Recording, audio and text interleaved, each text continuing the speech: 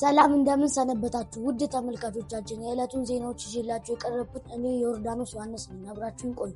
የቅድመ መደበኛ ተመራቂ ተማሪዎች የፎቶ ፕሮግራም ማክሰኞ ሚያዝያ 28 ቀን 2017 ዓ.ም እንደሚኖርና ረቡዕ ሚያዝያ 29 ትምህርት እንደማይኖራቸው ርዕሰ መምህርቷ ተናግረዋል። ኤፕሪል ኦቲዝም አዋርነስ ዳይ መሆኑን አስመልክቶ በያዝነው ሳምንት በትምህርት ቤታችን ፕሮግራም ተዘጋጅቶ መቅረቡን የልዩ ፍላጎት ክፍል ተጠሪ ተናግረዋል።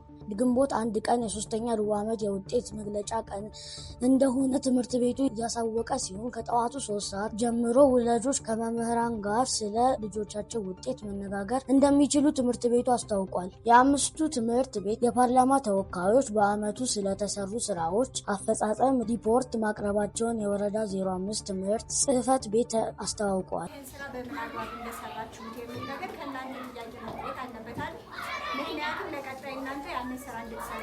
በኢንተራክት ክለብ ኦፍ ግሎሪ አዘጋጅነት ተማሪዎችን እንጦጦ ለሚገኙ ዘውዲቱ መሸሻ የበጎ አድራጎት ድርጅት ድጋፍ ማድረጋቸውን አዘጋጆቹ ተናግረዋል።